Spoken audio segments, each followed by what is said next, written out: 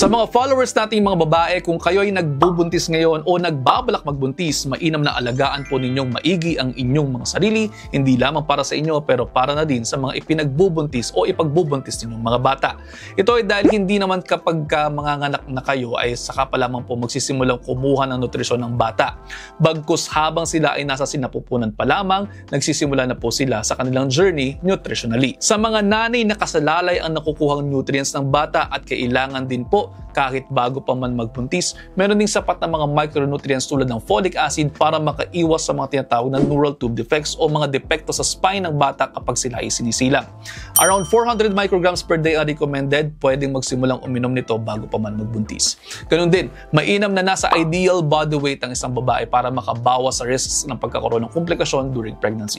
At yun, almost 1 minute na to. I hope you're all 1 minute wiser. Pusuan, may natutunan. See you next time. Ingat.